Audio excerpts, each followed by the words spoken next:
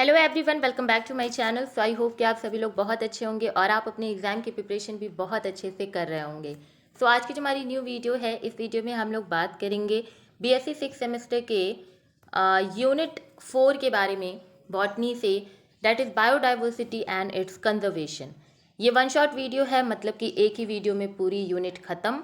ये वाली जो सीरीज़ है जिसमें हमने काफ़ी सारी वीडियोज़ ऑलरेडी अपलोड की है, जहाँ हमने एक ही वीडियो में पूरी यूनिट ख़त्म कर दी है, तो उन सभी वीडियोस का भी लाभ उठाइएगा। और आज का हम टेबल ऑफ कंटेंट देखते हैं कि क्या पढ़ना है। देखिए, ये क्लास वन शॉट की है तो थोड़ी सी लंबी हो सकती है, तो धैर्य बनाए रहिएगा, पेशेंस रखिएगा अपने अंदर और फुल एनर्जी के साथ इस क्लास को अटेंड करिएगा। और जो भी इंपॉर्टेंट पॉइंट्स आपको लगते हैं नोट्स करने के लिए, तो उसे आप नोट करते रहना। तो उसके लिए आपको पेन एंड कॉपी लेके बैठना पड़ेगा। चलिए आगे बढ़ते हैं, कुछ नेसेसरी चीज़ें देख लेते हैं कि पढ़ना क्या है। पहले जान जाएं कि पढ़ना क्या है वीडियो में, उसके बाद फिर आगे बढ़ते हैं। ओके, तो बायोडाइवर्सिटी एंड इट्स कंजर्वेशन में जो आपको पढ़ना है, सबसे पहले आपको genetic species and ecosystem diversities पढ़नी है कि क्या डेफिनेशन होती है, ओनली डेफिनेशन। ओके, फिर आपको बायोडाइवर्सिटी क्या होता है पहले तो आप ये समझोगे, फिर उसकी वैल्यूज़ क्या क्या हैं, हॉट स्पॉट क्या है, थ्रेट क्या है हमारे बायोडाइवर्सिटी के लिए, फिर बायोटिक कम्युनिटीज़ एंड पॉपुलेशन, उनके कैरेक्टरिस्टिक एंड डायनेमिक्स पढ़ने हैं। उसके बाद हमें इंडेमिक एंड इंडेंजर्ड स्पीसीज पढ़नी है। फिर हमें इकोलॉजिकल नीश, इको टाइप, इकोलॉजिकल इंडिकेटर्स पढ़ने हैं। फिर कंजर्वेशन पढ़ना है बायोडाइवर्सिटी का, उसमें हमें ex situ in situ conservation पढ़ना है। फिर हमें red data book, botanical garden, national park, sanctuaries and bio reserves के बारे में इंट्रोडक्शनल ही केवल जानना है, थोड़ा बहुत। ओके, फिर हमें रोल ऑफ सीड बैंक जानना है, जीन बैंक जानना है। और उसके बाद हमें इको टूरिज्म एंड बीएसआई जो है उसके बारे में हमें जानना है। ठीक है, तो ये आपका टेबल ऑफ कंटेंट है। आप देख रहे हो कि कितनी सारी चीज़ें हम यहाँ पर आप लोगों के लिए प्रिसाइजली बना करके नोट्स हम लेकर के आए हैं। तो हम यही कहना चाहेंगे कि अगर चैनल पर न्यू होंगे तो मेरे इस हार्ड वर्क के लिए आप चैनल को सब्सक्राइब जरूर करिएगा, जिससे हमें और मोटिवेशन मिले और हम और भी वंडरफुल वीडियोस आप लोगों के लिए तैयार करके ला पाएँ। ठीक है, तो please do share and subscribe to my channel, because बहुत मेहनत लगती है एक एक स्लाइड्स को बनाने में, बहुत ज़्यादा मेहनत लगती है, आप अंदाज़ा भी नहीं लगा सकते हैं। ठीक है, इतने नोट्स को प्रिपेयर करना हिंदी एंड इंग्लिश दोनों में ही। ओके, चलिए आगे बढ़ते हैं। डेफिनेशन सबसे पहले हम पढ़ेंगे इकोसिस्टम डाइवर्सिटी का, जेनेटिक स्पीसीज का, फिर हम वैल्यू ऑफ बायोडाइवर्सिटी पढ़ेंगे, फिर हम हॉट स्पॉट पढ़ेंगे, फिर हम थ्रेड पढ़ेंगे। पहले ये पढ़ेंगे, उसके बाद फिर आगे बढ़ेंगे। ठीक है, चलिए समझिए क्या होता है बायोडाइवर्सिटी। आपकी जैव विविधता क्या है। अब आप मेरे से इतना अगर पढ़ चुके हो तो आपको पता होगा कि आप केवल टर्म से भी बहुत कुछ समझ जाओगे, क्योंकि हमने बताया है हमेशा कि टर्म का यूज़ जो है वो काफ़ी ज़्यादा होता है हमारे बायोलॉजी में। ठीक है, व्हाट इज़ बायो। हमारी बायोलॉजी में हमेशा ही हमें बायो का मतलब जो है वो लिविंग ऑर्गेनिज्म से जोड़ना है। किससे जोड़ना है? Living organism. And can you tell me, biotic मतलब लिविंग ऑर्गेनिज्म में हमने आपको अभी तक क्या क्या चीज़ें बताई हैं? तो हमने आपको बताया है क्या? Plant, animal and microbe. Okay, तो हमारे जो पैम है, ठीक है, PAM, plant, animal and microorganism, ये हमारे बायो में आते हैं। What is diversity? डाइवर्सिटी मतलब विभिन्नता। लाइक आपको भी चलिए हम गर्ल्स की बात करते हैं। अगर मैं मेकअप बोल दूँ, ठीक है, इंक्लूडिंग मी, तो मुझे बहुत सारी चीज़ें पसंद आएंगी, है ना। हमें डाइवर्सिटी देखने को मिलेगी। कैसे? फाउंडेशन, कंसीलर, लिपस्टिक, फिर आई थिंक आईलाइनर, मस्करा। ठीक है, तो ये सारी चीज़ें आपकी हो गई, एक एक स्पीसीज मान लो इन्हें, लेकिन इनको इनकी कंपनियां बहुत हैं, है ना। बहुत सारी कंपनीज हैं जो एक ही फाउंडेशन को बेच रही हैं, लेकिन ब्रांड अलग है। तो ये डाइवर्सिटी हो गई हमारी गर्ल्स के लिए। ठीक है, वैसे आजकल बॉयज़ भी मेकअप करते हैं तो वो भी मान सकते हैं। चलिए हम बॉयज़ के लिए जो नॉर्मली हम देखते हैं टी शर्ट की हम बात करते हैं, तो टी शर्ट के डिफरेंट पैटर्न्स होते हैं, तो उनके लिए डाइवर्सिटी चाहिए, विभिन्नता चाहिए। आपको अपने कपड़े, अपने मेकअप, हर एक चीज़ में विभिन्नता चाहिए। आपको अलग अलग चीज़ें चाहिए। क्यों? क्योंकि हमें वो पसंद है, हमारी आंखों को पसंद है ना। तो वैसे ही हमारी नेचर में भी आपको काफ़ी सारी डाइवर्सिटी दिखेंगी। कैसे दिखेगी? हमारे प्लांट की स्पीसीज दिखेंगी, हमारे एनिमल की स्पीसीज दिखेंगी, और हमारे जो माइक्रोब्स हैं उनकी स्पीसीज दिखेंगी। यही तीन स्पीसीज जो है वो अलग अलग वैरायटी, शेप, साइज, कलर आपको इनमें दिखाई देगा, जो हमारे नेचर में चार चांद लगाती है। हमने एक एग्जाम्पल दिया था आपसे कि जब भी आप नॉर्थ ईस्ट वेस्ट साउथ देखो और केवल आपको रेड फ्लावर दिखे, तो क्या आप सरवाइव कर लोगे? मतलब ऑब्वियसली सरवाइव कर लोगे, बट वो आंखों को सुकून नहीं मिलेगा। लेकिन अगर आपने नॉर्थ अपना सर घुमाया तो आपने पिंक एंड येलो देखा, आपने साउथ घुमाया तो आपने ग्रीन एंड ब्लू देखा। तो ऐसे आप डिफरेंट पैटर्न्स जब देखते हो तो आपको नेचर से अलग ही लगाव हो जाता है ना, हर एक चीज़ नेचुरली आपको पसंद आने लगती है। तो वही होती है हमारी बायोडाइवर्सिटी। बायोडाइवर्सिटी क्या है? हमारे प्लांट, एनिमल, लिविंग ऑर्गेनिजम्स की जो वैरायटी है ना, ये variety of life form biodiversity मतलब होता है जो डिफरेंट लेवल ऑफ ऑर्गेनाइजेशंस पे आपको दिखाई देते हैं, including genetic diversity, species diversity, ecosystem diversity. ठीक है, तो जैव विविधता संगठन में के विभिन्न स्तरों पर जीवन रूपों की विविधता को संदर्भित करती हैं, जिसमें आनुवांशिक विविधता, प्रजाति विविधता, पारिस्थितिकी तंत्र विविधता शामिल है। ठीक है, क्या होता है जेनेटिक डाइवर्सिटी? ये जो डाइवर्सिटी है ये आपको genetic information, as the name suggest genetic, तो जेनेटिक इंफॉर्मेशन जो है ना उसके वजह से जब कोई वैरायटी क्रिएट हो जाती है तो हम उसे जेनेटिक डाइवर्सिटी बोलते हैं। एक ही पॉपुलेशन में, सेम ही स्पीसीज के एक ही पॉपुलेशन में, it includes the diversity of gene and allele present in a population which provide resilience in environmental changes and help species adapt to new conditions. ठीक है, if we talk about the dog, ठीक है, dog is a species है ना। अब बताइए, क्या आपके दिमाग में जब मैंने डॉग बोला तो वही आया होगा, 4 पैर के होते हैं भाई, छोटे से होते हैं, प्यारे से होते हैं, डॉग। ठीक है, लेकिन आपको ये भी पता है कि डॉग की भी डिफरेंट टाइप ऑफ पैटर्न्स हैं, है ना। उसमें किसी का फरी, कोई होता है ना फ्लफी होता है, बहुत उसमें फर पाए जाएंगे, कई होते हैं बड़े सॉफ्टी होते हैं, कई होते हैं बड़े डेंजरस होते हैं। ये सारे क्या है? जेनेटिक वेरिएशंस है, ये जेनेटिक डाइवर्सिटी है एक ही पॉपुलेशन में। ठीक है, तो ये होती है विविधता जो हम एक ही पॉपुलेशन में बिकॉज ऑफ जेनेटिक्स देखते हैं। उसके बाद स्पीसीज डाइवर्सिटी, नाम ही बता रहा है कि स्पीसीज में डाइवर्सिटी आएगी इन अ पर्टिकुलर एरिया। देखो, जब हम लोग बात करेंगे जेनेटिक डाइवर्सिटी की तो हम बात करेंगे एक स्पीसीज में। ठीक है, जब हम बात करेंगे स्पीसीज डाइवर्सिटी तो हम बात करेंगे एक पर्टिकुलर एरिया की, और जब हम बात करेंगे इकोसिस्टम की तब हम बात करेंगे डिफरेंट इकोसिस्टम। लाइक अब ये एरिया जो है ना, ये बहुत सारे एरिया मिलके एक इकोसिस्टम बनाएंगे। जैसे मान लीजिए एक एक्वेटिक इकोसिस्टम बना दिया और फिर एक टेरेस्ट्रियल इकोसिस्टम। तो ऐसे आपको पैटर्न याद रखना है कि जब हम बात करेंगे जेनेटिक डाइवर्सिटी की तो स्पीसीज के अंदर ही हमें डाइवर्सिटी देखनी है। जब हम स्पीसीज डाइवर्सिटी की बात करेंगे तो एरिया में जो स्पीसीज है उनकी डाइवर्सिटी देखनी है। और जब हम इकोसिस्टम की बात करेंगे तो different habitat, different communities, different population, हम इनमें डाइवर्सिटी की बात करेंगे।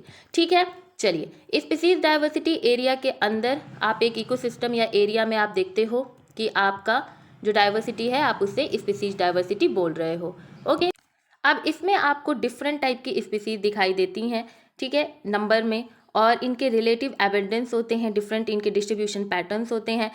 High species diversity is often associated with healthy ecosystem and greater ecological stability. अगर एक एरिया है जहाँ पर आपको विभिन्न तरीके के आपको ना प्लांट्स, एनिमल्स ये दिखाई दे रहे हैं विभिन्न तरीके के, इसका मतलब क्या हुआ? इसका मतलब ये हुआ कि ये जो हमारा एरिया है ना, ये काफ़ी ज़्यादा बढ़िया एरिया है, ये बहुत ही हेल्दी इकोसिस्टम है और ग्रेटर इकोलॉजिकल स्टेबिलिटी है। मतलब स्टेबिलिटी यहाँ पर जो है, जो स्थिरता है ना, वो यहाँ पर बहुत अच्छी है, जहाँ पर आपको डाइवर्सिटी ज़्यादा देखने को मिलेगी स्पीसीज़ के अंदर। ठीक है, अगर ये स्पीसीज़ किसी एरिया में बिल्कुल कोई स्पीसीज़ पाई नहीं जा रही है, इक्का दुक्का पाई जा रही है, तो फिर वो क्या होगी? वो वहाँ की स्पीसीज़ डाइवर्सिटी जो है वो कम हो जाएगी, रिचनेस कम हो जाएगी, है ना। उसके अलावा अगर हम इकोसिस्टम डाइवर्सिटी की बात करें तो नेम सजेस्ट कर रहा है कि different variety of habitat, community and ecological processes में जब हम देखते हैं डाइवर्सिटी तो हम उसे इकोसिस्टम डाइवर्सिटी कहते हैं। नाम ही खुद बता रहा है कि हम भैया इकोसिस्टम में डाइवर्सिटी लेके आ रहे हैं, जैसे terrestrial ecosystem, aquatic ecosystem, forest ecosystem, wetland ecosystem, grassland ecosystem, ये सब टेरेस्ट्रियल के ही हैं वैसे। तो ये सारे जो आपके इकोसिस्टम्स हैं उनके अंदर जब डाइवर्सिटी आती है तो हम उसे क्या कहते हैं, इकोसिस्टम डाइवर्सिटी कहते हैं। और इनके बीच में जो लिविंग ऑर्गेनिज्म इंटरैक्ट कर रहे हैं, जो फिजिकल इन्वायरमेंट से उनका इंटरैक्शन हो रहा है, ये सब कुछ हम इकोसिस्टम डाइवर्सिटी में पढ़ते हैं, डेट इज इकोलॉजी। ठीक है, हम इसे इकोलॉजी में पढ़ते हैं। ओके, तो ये थी आपकी 3 डाइवर्सिटी जो कि आपके सिलेबस में दी हुई हैं, and this is the like precise note for you, तो आप इसे नोट कर सकते हैं। नाउ आगे बढ़ते हैं, वैल्यू ऑफ बायोडाइवर्सिटी समझते हैं कि जो जैव विविधता है ये हमारे लिए ज़रूरी क्यों है ना। डिफरेंट टाइप की स्पीसीज़ होना ज़रूरी क्यों है, मतलब एक स्पीसीज़ या 2 स्पीसीज़ से भी काम चल सकता था, क्यों चाहिए हमें डिफरेंट। पहली बात, इकोसिस्टम स्टेबिलिटी, मतलब ये कि हमें बायोडाइवर्सिटी इंश्योर करता है resilience against environmental change, maintaining ecosystem stability. समझो, अगर हम बात करते हैं हमारे ट्रॉफिक लेवल की, ठीक है, इकोसिस्टम स्टेबिलिटी में ये हम बात करें हमारे ट्रॉफिक लेवल की, ठीक है। नीचे क्या है, ग्रासेस है, प्रोड्यूसर, प्लांट्स हैं, प्लांट्स को खाने वाले ग्रास होपर हैं, बटरफ्लाइज मान लीजिए, है ना, स्क्वायरल मान लीजिए, उनको खाने वाले माउस मान लीजिए, डिफरेंट टाइप ऑफ हैं। लास्ट में चलते चलते डियर आएगी कहीं, मान लीजिए, चलिए हम ना एक छोटा सा इकोसिस्टम बनाते हैं कि इस प्लांट को जो है अब वो डियर खाएंगे एंड डियर को फिर लॉयन खाएंगे, जस्ट सिंपलेस्ट वन। तो ये बताइए, अगर इन डियर जो हैं, डियर के अलावा भी प्लांट्स को खाने वाले ऑर्गेनिजम्स हैं और लॉयन उनको खाने वाले हैं, लेकिन मान लीजिए कि केवल डियर होती, ठीक है, और केवल लॉयन होते और केवल ग्रासेस होती, कुछ और होता ही नहीं। और कभी ऐसा हुआ कि ग्रासेस की ओवर ग्रेजिंग कर दी डिफरेंट जो हमारे हर्बीवोर्स हैं उन्होंने, ग्रासेस बची नहीं, तो अब जो हर्बीवोर्स होंगे वो क्या खाएंगे, प्लांट जो अच्छा खासा ट्री वगैरह है, जो प्लांट वगैरह है, वो कुछ नहीं है, केवल ग्रासेस है, कोई डाइवर्सिटी नहीं है हमारे प्लांट में, केवल ग्रासेस दिखाई दे रही हैं आपको। ओवर ग्रेजिंग के कारण अगर हर्बीवोर्स ने बहुत ओवर ग्रेजिंग कर ली, मतलब खा लिया, तो क्या होगा, अदर जो हर्बीवोर्स होंगे वो खा पाएंगे, वो रह पाएंगे, बिल्कुल नहीं रह पाएंगे। या फिर मान लीजिए कि हमारे जो लॉयन है वो केवल डियर खाते हो, ठीक है, और डियर जो है वो किसी कारणवश विलुप्त हो जाए, वो रहे ही ना, तो क्या फिर लॉयन जिंदा रह पाएगा, बिल्कुल नहीं रह पाएगा। तो जो हमारे प्लांट्स एंड एनिमल्स हैं इनमें डाइवर्सिटी इसलिए चाहिए क्योंकि हमारा इकोसिस्टम जो है वो स्टेबल रहे। अगर इकोसिस्टम स्टेबल रहेगा तो हमारा जो हमारा नेचर है वो स्टेबल रहेगा। तो ये है वैल्यू हमारे बायोडाइवर्सिटी की। Second, economic benefit. देखिए, अगर बायोडाइवर्सिटी रहती है, बहुत सारे आपको डिफरेंट टाइप ऑफ एल्गी देखने को मिलते हैं, ब्रायोफाइट्स देखने को मिलते हैं, टाइडोफाइट्स देखने को मिलते हैं, मैमल्स देखने को मिलते हैं, एप्स देखने को मिलते हैं। तो ये सभी जितनी डाइवर्सिटी हैं इनसे आपको इकोनॉमिकली बेनिफिशियल ये हमारे लिए होते हैं।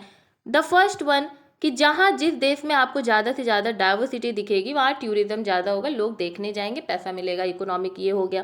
देखो, इकोनॉमिक मतलब ही होता है पैसा, तो इकोनॉमिकली भाई हमारे लिए वो बेनिफिशियल हो गया कि पैसा मिल रहा है, मस्त हमें। उसके अलावा फार्मास्यूटिकल, देखो बहुत सारी दवाइयाँ, एक बहुत सारी क्या, ऑलमोस्ट दवाइयाँ आपके हाँ प्लांट एंड एनिमल से ही बनाए जाते हैं। और किससे, या तो वो प्लांट बेस्ड होंगे या तो वो एनिमल बेस्ड होंगे, और कहाँ से बन जाएंगे, है ना। तो इकोनॉमिकली जब आप मेडिसिन बना रहे हो तो आप पैसा कमाओगे। फिर एग्रीकल्चर, इकोनॉमिक बेनिफिट, अगर हमारे इंडिया में किसी चीज़ की, मान लो वीट हो गया, राइस हो गया, किसी चीज़ की अधिक प्रोडक्शन हो ही ना, ठीक है, नहीं हो, अगर हमारे यहाँ केवल बार्ले हो, केवल इंडिया में ना बार्ले की स्पीसीज हो, कोई डाइवर्सिटी ना हो, तो क्या करोगे, एक्सपोर्ट एंड इम्पोर्ट, केवल बार्ले कर लोगे, चल जाएगा तुम्हारा कंट्री। तो इकोनॉमिक जो तुम्हारा पैसा है वो भी बहुत ज़्यादा इम्पॉर्टेंट है, और वो इकोनॉमिक जो बेनिफिट है ये हमें बायोडाइवर्सिटी की वैल्यू समझाता है कि बायोडाइवर्सिटी जो है कितनी ज़्यादा जैव विविधता हमारे लिए ज़रूरी है। फिर कल्चरल सिग्निफिकेंस, क्या होता है cultural significance, diverse ecosystem support cultural practices, traditions and indigenous knowledge. जितनी ज़्यादा बायोडाइवर्सिटी होती है, आप देखते हो ना, उतने सारे कल्चर होते हैं। लाइक किसी पीपल, कोई होता है, कोई एक कम्युनिटी है जो तुलसी माँ को भगवान समझ रहा है, तो उनकी आस्था उनसे जुड़ी हुई है, तो now they will gonna save कि भाई तुलसी माता को कुछ नहीं होना चाहिए, तुलसी जो प्लांट है उन्हें कुछ नहीं होना चाहिए, तो वो क्या कर रहे हैं, उसे सेव कर रहे हैं। भले ही वो उनका इमोशनल अटैचमेंट है, बट उसे वो क्या कर रहे हैं, सेव करके रख रहे हैं, है ना। कई लोग जो होते हैं वो पान के पत्ते को बहुत शुभ मानते हैं, बहुत लोग हैं, है ना, इंडियन में आप देखते हो, तो उसकी बहुत ज़्यादा वैल्यू होती है। फिर तो उसे आप नहीं, उसे विलुप्त नहीं होने दे सकते हो, उसे कुछ नहीं आप होने दे सकते हो, आप उसे क्या कर रहे हो, कंजर्व कर रहे हो। उसके अलावा different type of Neem, people, सबके अलग अलग बेनिफिट्स हैं, और कल्चरल एक होता है ना, लगाव है लोगों को, जिसके वजह से हम डाइवर्सिटी जो है उसको मेंटेन भी रखते हैं, एंड उस डाइवर्सिटी के साथ हम अपने कल्चर को आगे बढ़ाते हुए भी चलते हैं, ठीक है। उसके अलावा ecological services, what is ecological services, कि बायोडाइवर्सिटी जो है वो डिफरेंट टाइप के वाइटल इकोलॉजिकल सर्विसेज में काम करते हैं, जैसे पॉलिनेशन हो गया, न्यूट्रिएंट साइकिलिंग हो गया, एंड वाटर प्यूरिफिकेशन हो गया। अब जैव विविधता अगर नहीं रहती, है ना, तो ये बताओ कि डिफरेंट टाइप ऑफ इंसेक्ट नहीं होते, केवल एक इंसेक्ट होती, बटरफ्लाई। आपके पूरे संसार में केवल एक बटरफ्लाई होती, और प्लांट होते, एनिमल होते, लेकिन इंसेक्ट में बटरफ्लाई ही होती।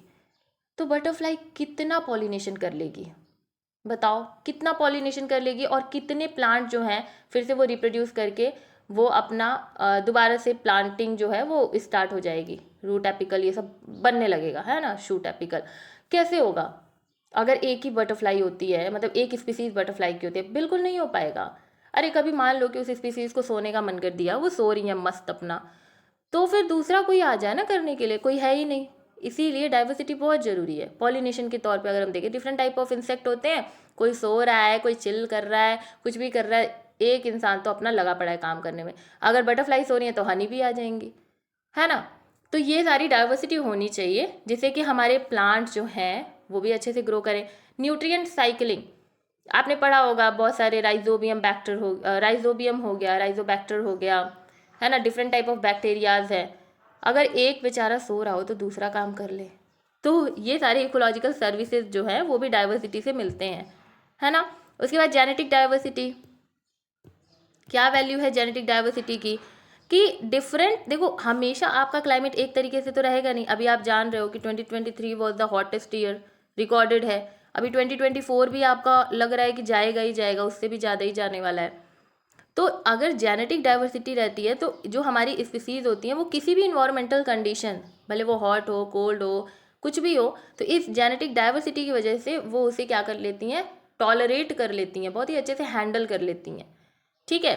तो जेनेटिक जो आनुवांशिक विविधता है ये भी बहुत ज़्यादा प्रजातियों में हमारे ज़रूरी होती हैं, क्योंकि ये बदलती पर्यावरणीय परिस्थितियों के प्रति हमें अनुकूल क्षमता बढ़ाती हैं हमारे अंदर, ठीक है। तो ये थे कुछ वैल्यूज जो आपको बायोडाइवर्सिटी में याद रखने हैं। सबसे पहले हमने समझा कि व्हाट इज बायोडाइवर्सिटी। हमने यही जाना कि जो डाइवर्सिटी हमारे लिविंग ऑर्गेनिजम्स के अंदर है, हमारे प्लांट, एनिमल, माइक्रो, इनके अंदर जो डाइवर्सिटी है जो हमारे नेचर में चार चांद लगाती है, दिस इज योर बायोडाइवर्सिटी।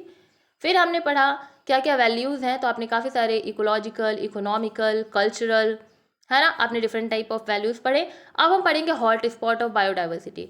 सबसे पहले हम समझेंगे what is hot spot, the definition of hot spot. Hot spot जो है एक रीजन है जो कि exceptionally high level of biodiversity show करता है, और ये सिग्निफिकेंट होता है। इसके लिए थ्रेट जो है वो काफ़ी ज़्यादा, अभी समझो, एक बात समझो, जो चीज़ आप देखोगे ना कि बहुत ज़्यादा होती है, उसके लिए थ्रेट भी कहीं ना कहीं, जो एक खतरा है वो भी बना रहता है। कैसे, देखो पहले हॉट स्पॉट होता क्या है, ये एक एरिया है, इस एरिया में डिफरेंट टाइप ऑफ प्लांट्स हैं, डिफरेंट टाइप ऑफ एनिमल्स हैं, ठीक है, बहुत तरीके के डाइवर्सिटी यहाँ पर हाईएस्ट होती है, ठीक है। आप इसमें घुस जाओगे तो आप खुद सोचोगे कि मैं कौन हूँ भाई, ये देखो, मैंने तो ये देखा ही नहीं अपनी ज़िंदगी में इतनी स्पीसीज। तो इतनी स्पीसीज आपको इस एरिया में दिखाई देगी।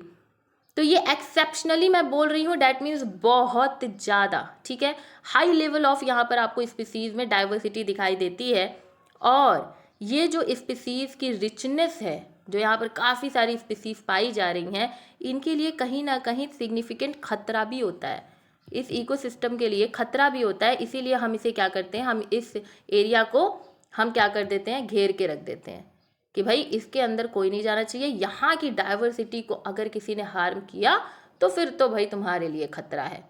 तो ये हॉट स्पॉट मतलब क्या है, एक ऐसा एरिया जिसे हमने क्या किया हुआ है, बहुत ही ज़्यादा संभाल के रखा हुआ है, और इस एरिया में काफ़ी exceptionally high level of biodiversity आपको देखने को मिलती है। अच्छा, हॉट स्पॉट बनाने का क्या, डिज़ाइन करने का रीज़न क्या क्या था? तो सबसे पहला कि स्पीसीज रिचनेस है, बहुत सारी स्पीसीज आपको यहाँ पे देखने को मिल रही हैं। दूसरा एंडेमिज्म है, मतलब कि यहाँ पे काफ़ी सारे टेक्सॉन्स आपको देखने को मिल रहे हैं, वही है डाइवर्सिटी, टेक्सोनॉमी पढ़ा होगा तो डाइवर्सिटी देखने को मिल रही है। उसके बाद इनको थ्रेट भी है, क्योंकि ये होता है कई बार ऐसा होता है कि इस हॉट स्पॉट एरिया में कुछ स्पीसीज ऐसी भी होती हैं जो बहुत कम होती हैं और वो बाहर कहीं आपको देखने को नहीं मिलेंगी, तो उनके लिए थ्रेट है कि भाई अगर ये इधर से जाएंगी तो ये हो सकता है कि मतलब विलुप्त ही ना हो जाए। तो इनके लिए डिग्री ऑफ थ्रेट बहुत ज़्यादा होता है इस एरिया के लिए। तो हम इसे क्या करते हैं, हम इसे थोड़ा सा घेर के रख देते हैं, भैया इससे दूर रहो, इधर मत आना, ठीक है। तो ये क्राइटेरिया है। क्या क्या क्राइटेरिया है, क्यों हमने बायोडाइवर्सिटी हॉटस्पॉट बनाया है, क्यों हॉटस्पॉट्स हमने क्रिएट किए हैं? क्योंकि स्पीसीज रिचनेस है उस एरिया में, एंडेमिज्म है और वहाँ पे थ्रेट की संभावना जो है वो काफ़ी हाई है, ठीक है। फिर एग्जाम्पल्स क्या हैं हमारे बायोडाइवर्सिटी हॉटस्पॉट के? तो tropical rain forest, coral reef and certain island chain are renowned from for their biodiversity hotspot.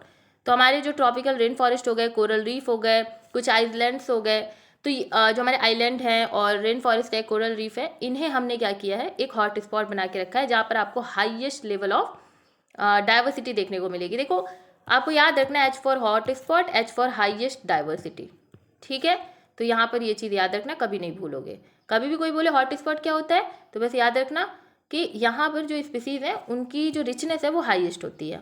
Now conservation क्या है, हॉट स्पॉट जो है दे आर प्रायोर, देखो अभी हमने बोला कि इन्हें प्रायोरिटी क्यों दी जा रही है, कंजर्वेशन करने के लिए। इनका हम क्या करें, हम एक ही एरिया में बहुत सारी स्पीसीज का कंजर्वेशन कर रहे हैं, क्योंकि यहाँ पर बहुत सारी स्पीसीज जो है वो यूनिक होती हैं, और ऐसा भी हमने बताया ना कि कुछ कुछ स्पीसीज हैं जो बहुत कम है और वो बाहर आपको नहीं दिखाई देंगी, तो उनके एक्सटिंक्ट होने की संभावना भी होती है, तो उससे भी हम उसको क्या करते हैं, हम बचा लेते हैं। तो हॉट स्पॉट क्यों बनाया, कंजर्वेशन के लिए। तो ये मेरा प्रिसाइज नोट है आपके लिए, देख रहे हो कितना अच्छा है।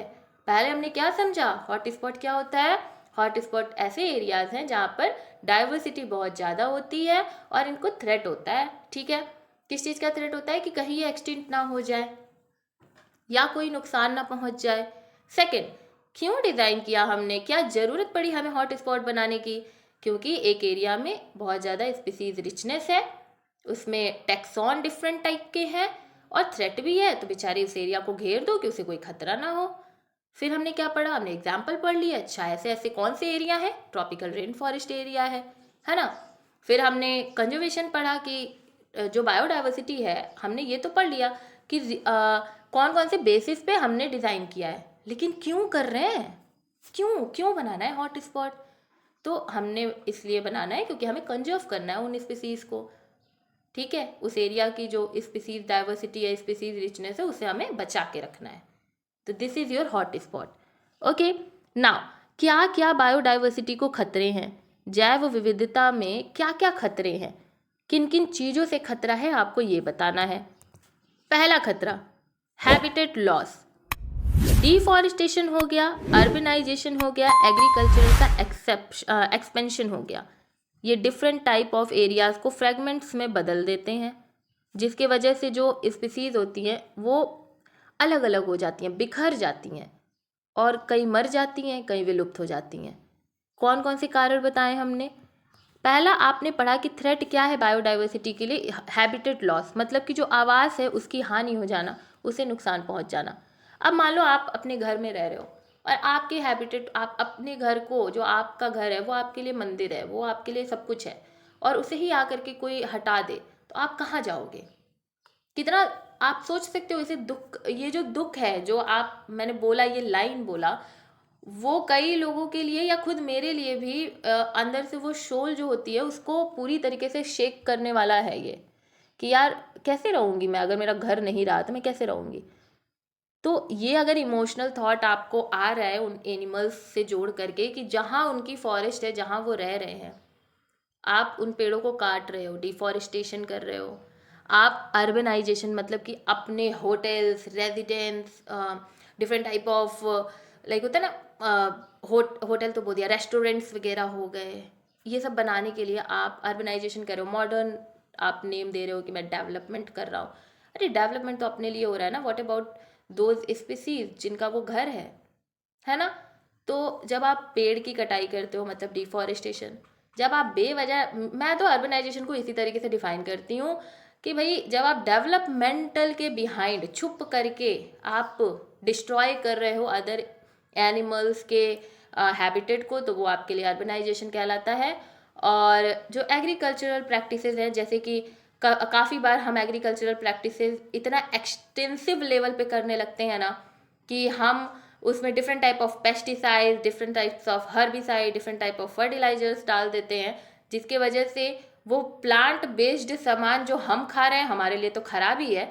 सेकंड, उस प्लांट के जो प्लांटिंग वाला क्रॉपिंग वाला जो एरिया है उसके अगल बगल जितने भी सॉइल्स हैं, जितने भी पानी है, उन सभी में क्या हो रहा है, वो रन ऑफ होकर के जा रहा है, वॉश ऑफ होकर जा रहा है, और वो हमारी एक्वेटिक लाइफ को ख़राब कर रहा है। तो पूरी तरीके से हम ही हैं, we are human and we are the cause of this, ठीक है, जो भी डिफॉरेस्टेशन, अर्बनाइजेशन, एग्रीकल्चर एक्सपेंशन। तो ये सभी जो जब भी हम करते हैं तो स्पीसीज का जो हैबिटेट है जब वो खो जाता है, तो अगर हम मान लीजिए बात करें ह्यूमन की ही, तो अगर एक मोहल्ले को ही हम ख़त्म कर रहे हैं, ठीक है, और उसमें 6 घर है, तो स्पीसीज तो ह्यूमन की है ना, स्पीसीज तो ह्यूमन की है, लेकिन जिसका वो घर है, एक घर वाला, फर्स्ट घर वाला, वो अपनी ही फैमिली को लेके भागेगा। वो थोड़ी जाएगा कि मोहल्ले की फैमिली को लेकर के भागे, नहीं करेगा वो ऐसा। अब ह्यूमन है तो क्या हुआ, फैमिली तो अलग अलग है ना। तो वैसे ही यार स्पीसीज तुम्हारे स्क्वायरल की हो गई, तुम्हारे स्नेक्स की हो गई, रैबिट्स की हो गई, जो उनके थोड़े 1-2 दोस्त होते हैं उनके साथ वो भाग जाते हैं। अदर स्पीसीज हो सकती हैं मर जाएं, अदर जो है एक्सटिंक्ट हो जाएं, आपको पता भी नहीं चलेगा क्योंकि हैबिटेट लॉस हो गया। सेकेंड, इन्वेजिव स्पीसीज, मतलब ये स्पीसीज है नहीं, लोकल नहीं है, ये बाहर से आई हैं और इन्होंने मस्त धूम मचा के रखा हुआ है, मतलब ये हमारी लोकल स्पीसीज को ख़राब करती हैं, ठीक है।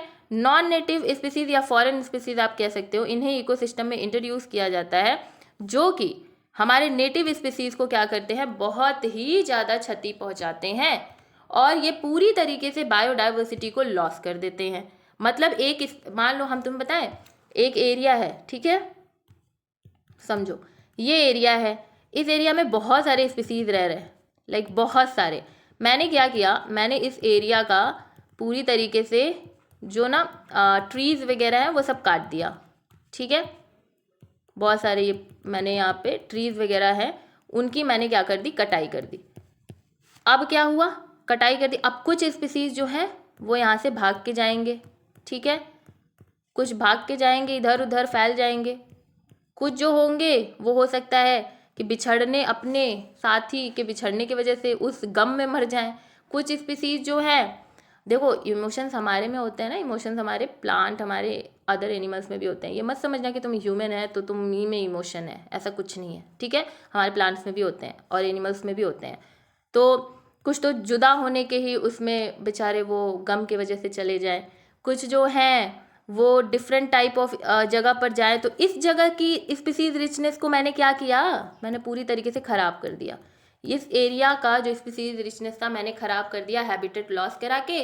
और सेकेंड, इसी एरिया में मैंने फिर, यही एरिया बहुत सुंदर सा एरिया था, बहुत सारी डाइवर्सिटी थी, मैं जाती थी, मुझे सुकून मिलता था इसमें। ना जाने मेरे दिमाग में क्या आया, मैंने यहाँ पर ला करके एक फॉरेन स्पीसीज़ को इंट्रोड्यूस कर दिया।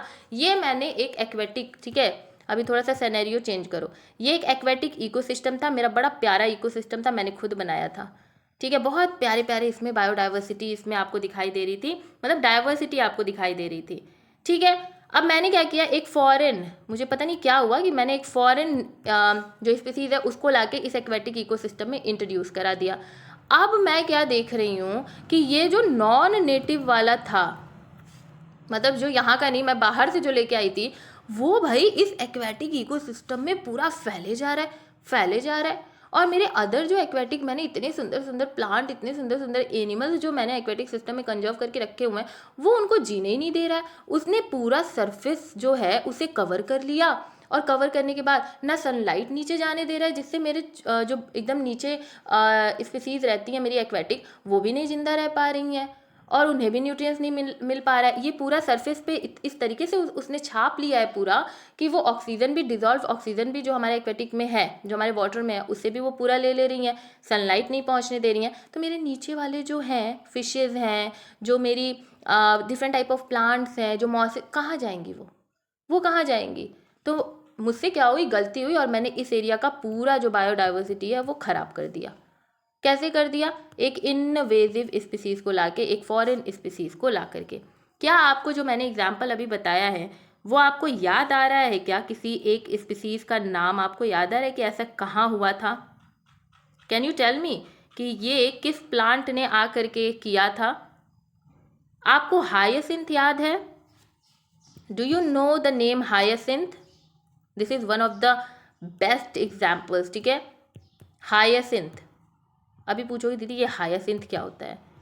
अगर मैं अभी बोल दूँ आइकॉर्निया, ठीक है, अभी मैं बोल दूँ आइकॉर्निया, तो ये समझ में आया? तो ये जो आइकॉर्निया था, एक्चुअली हुआ क्या था कि ये जो आइकॉर्निया था, जिसे हम कॉमनली वाटर हायासिंथ बोलते हैं, ये एक फ्लोटिंग एक्वेटिक प्लांट था। तो हम क्या किए, इसे लेकर के आए, हमने लगा दिया एक एक्वेटिक इकोसिस्टम में। अब क्या हुआ, ये उस एक्वेटिक इकोसिस्टम में इतना रैपिड ग्रोथ कर रहा था, इतनी जल्दी जल्दी वो बढ़ रहा था कि उसने पूरी वाटर बॉडीज़ को कवर कर लिया। और जितने भी हमारे अदर जो स्पीसीज थी उनको इसने मार दिया। कैसे? पूरा पानी छाप लिया, पूरा कवर कर लिया। उसने क्या किया, पूरा सनलाइट को अपने ऊपर ले लिया, डिजॉल्व ऑक्सीजन वो खींच रहा है पूरा बढ़िया। इसके जो फ्लावर होते हैं ना वो बड़े सुंदर होते हैं। आप मोह माया जो होती है ना उसमें फंस जाओगे, आपको लगेगा वाह कितना सुंदर फ्लावर है, मैं भी इसे घर में लगाऊंगा, मैं भी अपने एक्वेटिक सिस्टम में लगाऊंगा इसे। लेकिन एक बार लगा लो फिर देखो वो मोह माया पे मत जाना कि बहुत, क्योंकि यही हुआ था उस मोह माया में ही, जो सुंदर फ्लावर्स हैं उसी मोह माया में ही ये इम्पोर्ट एक्सपोर्ट इसका होता है। और फिर वो आया, वो अपना एक वाटर बॉडी में लगा, उसने पूरा छाप लिया। और अदर एक्वेटिक इकोसिस्टम जो है, अब भाई ऑक्सीजन नहीं मिलेगा तो फिशेज रह पाएंगी? बिल्कुल नहीं रह पाएंगी। सनलाइट नहीं मिलेगा तो क्या खाना बना पाएंगे प्लांट? बिल्कुल नहीं बना पाएंगे। तो इसने अदर एक्वेटिक इकोसिस्टम को बिल्कुल खराब कर दिया। तो ये क्या था? ये इन्वेजिव स्पीसीज था। ये क्या था? ये इन्वेजिव स्पीसीज था, क्योंकि ये नेटिव वेजिटेशन को पूरी तरीके से हार्म कर रहा था। ये हमें इकोलॉजिकली तो हार्म कर ही रहा था, साथ ही साथ हमें इकोनॉमिकली भी हार्म कर रहा था। इको सिस्टम तो खराब हो ही रहा है, जो भी पैसे रुपए हमें मिल रहे थे हमारे, अगर कोई फिशरी का कोई काम कर रहा है, पिसीकल्चर कर रहा है ना, तो मान लीजिए पिस्की कल्चर कर रहा है, तो अगर उसने मोह माया में आके कि वाह कितने सुंदर फ्लावर हैं और इस फ्लावर को मैं लेके जाऊंगा, मैं तो ऐसे रखूंगा, मैं तो वैसे, उसमें ले आके मैंने लगा दिया, अब मेरा पिस्की कल्चर भी गया और ये इतनी ज़्यादा इसकी इससे मुझे कुछ मिलने भी वाला नहीं है। तो भैया मोह माया से दूर रहना। तो फिर वही बात हो जाती है कि यू कैन नॉट जज a book by its cover, ठीक है। केवल फूल देख करके पूरा पौधा उठा के मत लेके आना। फिर थर्ड है क्लाइमेट चेंज, ठीक है। What is climate change? भाई अब क्लाइमेट चेंज तो क्लाइमेट से तो नाम जान ही रहे हो, जलवायु परिवर्तन में टेम्परेचर हो गया, ऑल्टरनेट प्रेसिपिटेशन पैटर्न्स हो गया, एक्सट्रीम वेदर इवेंट्स हो गए, ये सब हमारे जो बायोडाइवर्सिटी है उसके लिए लॉस जो है वो क्रिएट करते हैं। कैसे करते हैं? कैन यू टेल मी कि क्लाइमेट, कुछ एग्जाम्पल बता दो क्लाइमेट चेंज का, अगर आपको आता है तो चलो बोलो, मुझे सुनाई देता है, मैं बार बार बोलती हूँ मुझे सुनाई देता है, ठीक है। चलिए बताइए। तो देखिए, जब हम क्लाइमेट चेंज की बात करते हैं ना, तो हर एक की लाइफ साइकिल में भाई एक टाइमिंग होती है, क्लाइमेट बड़ा रोल प्ले करता है। अगर हम प्लांट की बात करें तो बहुत सारे क्लाइमेट चेंज जो है, डिफरेंट डिफरेंट क्लाइमेट चेंज हो रहे हैं, तो उनकी फ्लावरिंग पे इफेक्ट पड़ सकता है ना। अगर मैं कहूँ कि प्लांट को तो भाई सनलाइट चाहिए, अब बोलोगे दीदी बिल्कुल बात सही है, सनलाइट तो चाहिए। लेकिन अगर मैं बोलूँ कि उसे एक्सट्रीम सनलाइट चाहिए, तो क्या आप हाँ बोलोगे? नहीं बोलोगे, क्योंकि आपने मेरे से पढ़ रखा है कि अति किसी भी चीज़ की खराब है। अगर बहुत ज़्यादा टेम्परेचर मैं प्लांट को दे दूँ, नॉर्मल प्लांट को, तो वो भी रो के कहेगा भाई मुझे थोड़ा सा ही चाहिए सनलाइट, इससे ज़्यादा मत दो, केवल थोड़ा मैं काम चला लूँगा, इतना सनलाइट मत दो मुझे, मेरे पास सन ग्लासेस नहीं है, ठीक है। तो वो भी रो के कहेगा मुझे थोड़ा ही चाहिए, ज़्यादा मत दो यार, ठीक है। तो ज़्यादा किसी, कोई भी हो, टेम्परेचर हो या फिर ऑल्टर्ड आपके प्रेसिपिटेशन जो है उसका ऑल्टरनेशन, कभी ज़्यादा कभी कम, ये सारी चीज़ें जो है हमारे प्लांट, हमारे एनिमल्स पे भी काफ़ी ज़्यादा अफेक्ट डालते हैं। अभी देख लो ना, क्लाइमेट चेंज हो रहा है तो कितनी गर्मी पड़ रही है, हमारी बॉडी 50 तक के टेम्परेचर झेल रही है, समझ रहे हो आप? क्या सोचा था कभी कि 50-55 टेम्परेचर जाएगा? अभी तक देखो, अभी बहुत राजस्थान वगैरह में 50 से ऊपर गया है पिछले साल।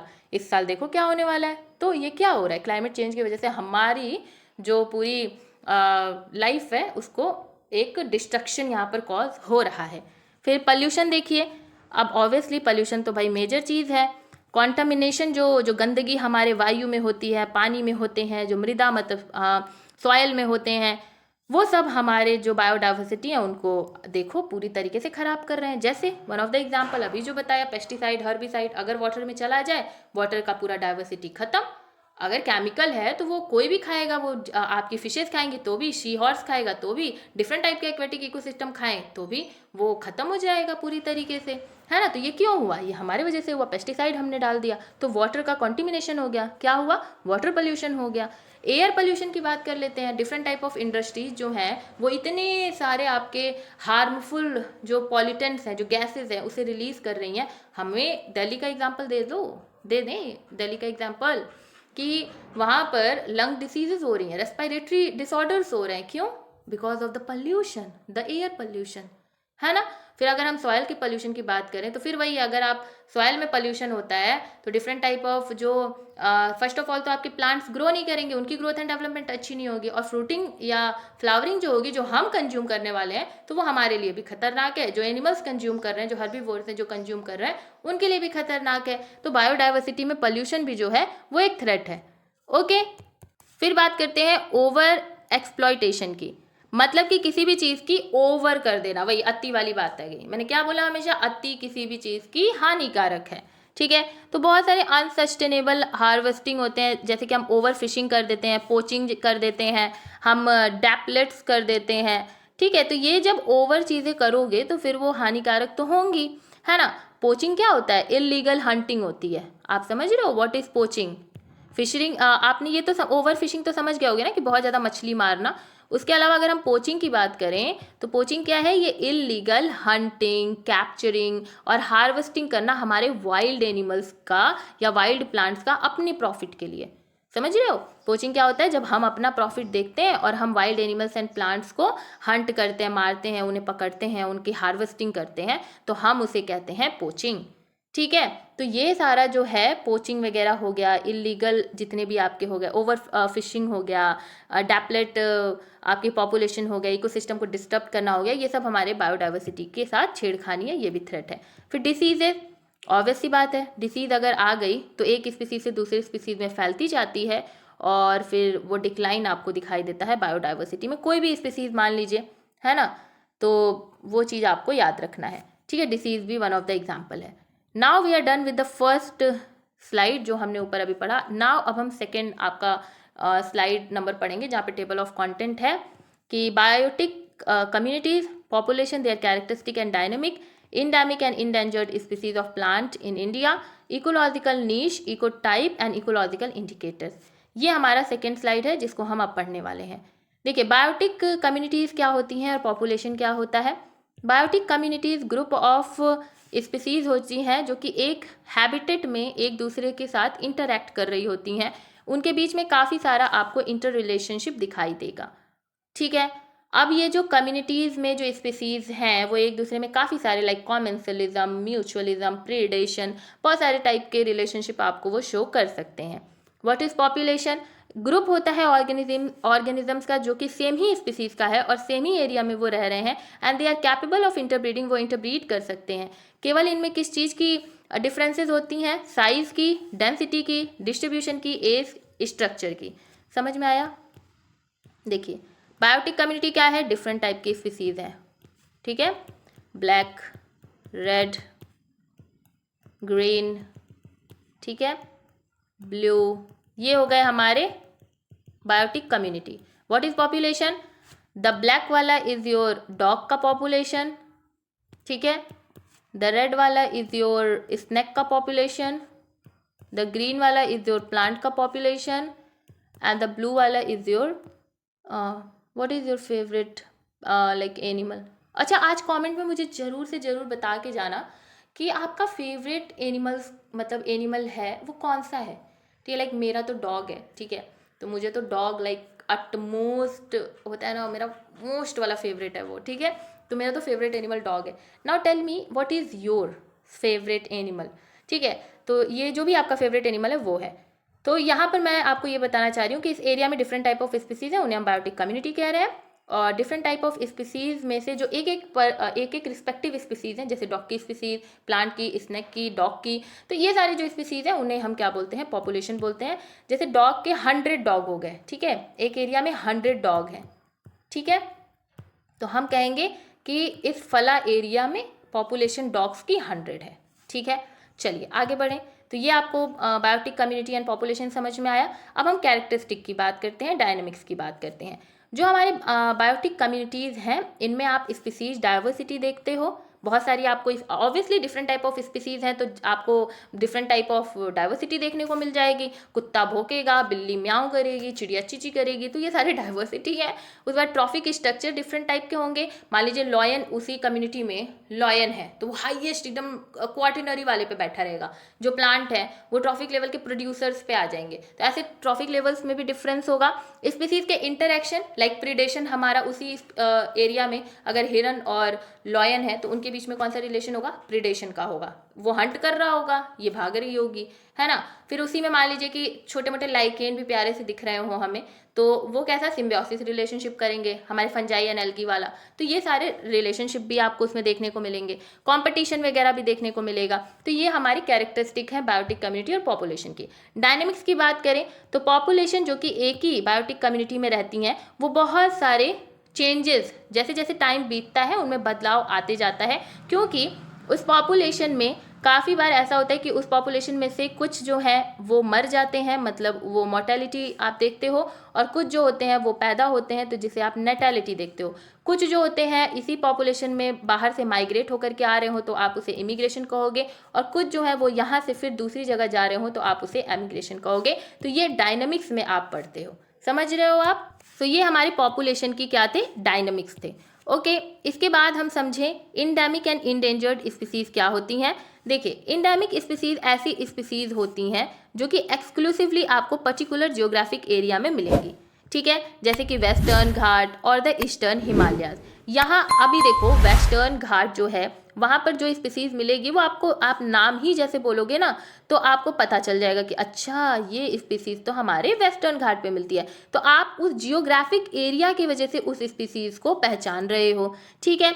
क्यों क्यों ये ऐसे एक पर्टिकुलर एरिया की वजह से जानी जाती हैं, क्योंकि इनमें आइसोलेशन हुआ है और इनके यूनिक इन्वायरमेंटल कंडीशंस होते हैं, ठीक है। तो एक बार मैं थोड़ा सा इलाबोरेट करके बताती हूँ, सुनाती हूँ, आप बस कहानी की तरह सुनिए।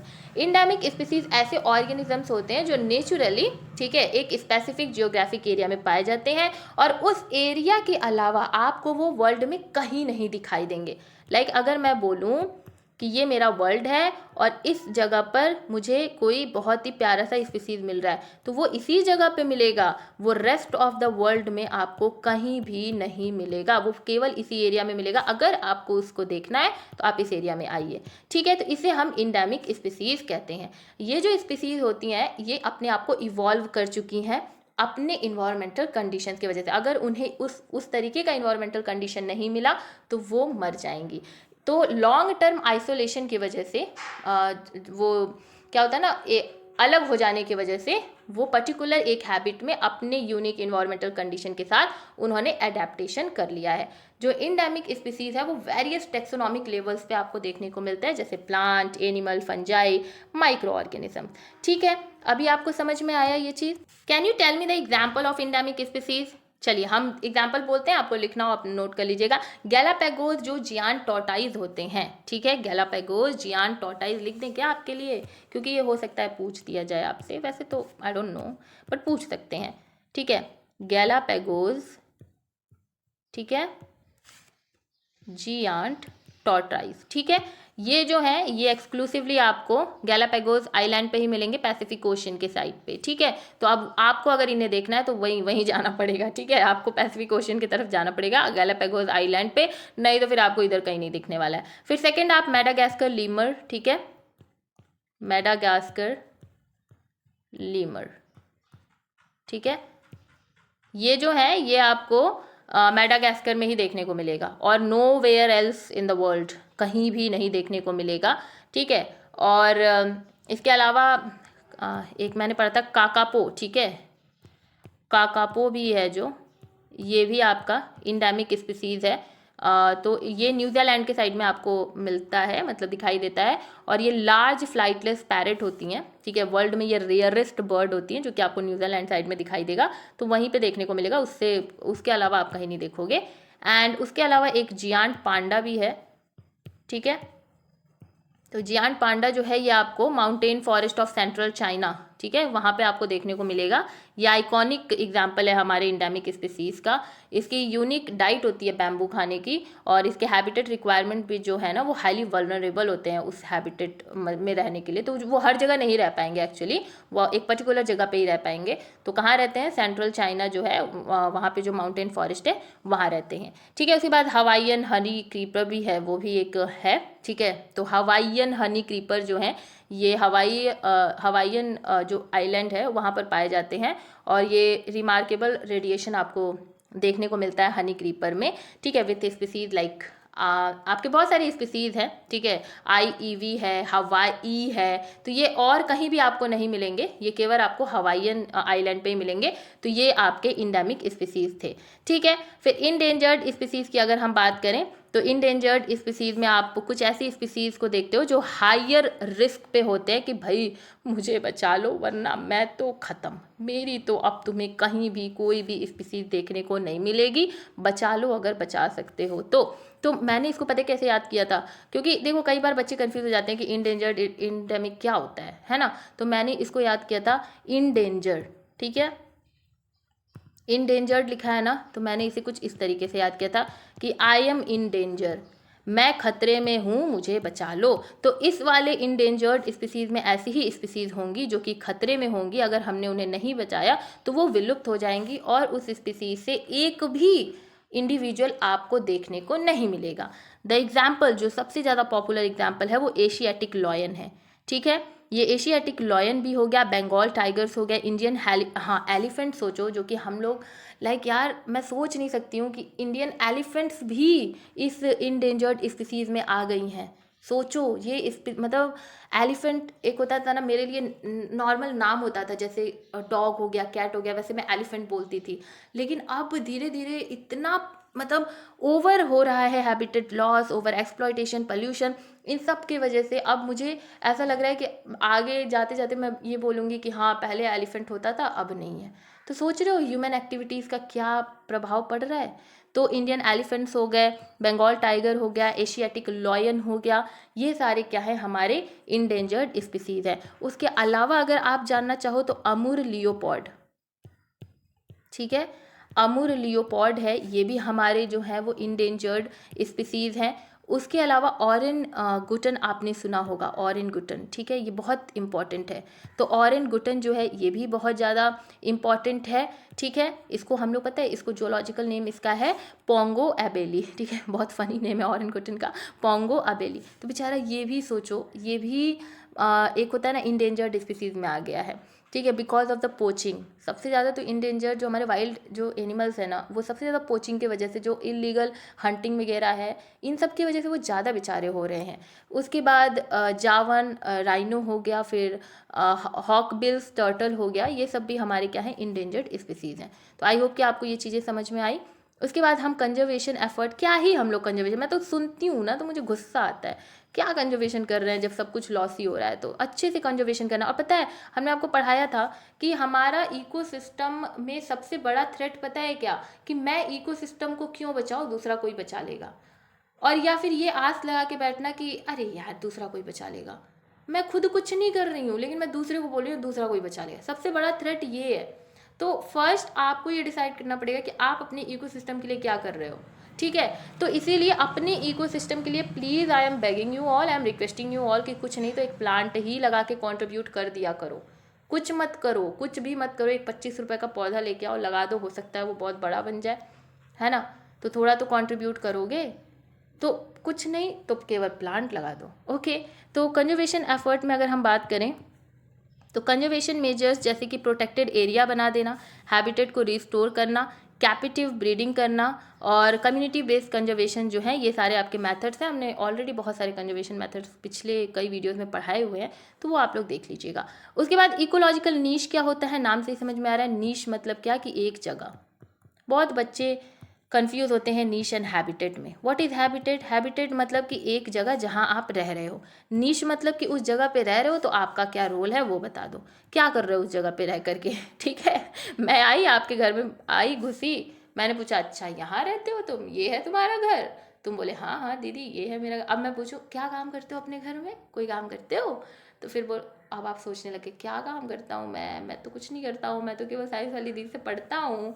ठीक है, तो ये वाला जो चीज़ है फिर वो बता देगा कि अच्छा तुम्हारा नीश ये है, ठीक है, तुम इस जगह पे ये फंक्शन कर रहे हो।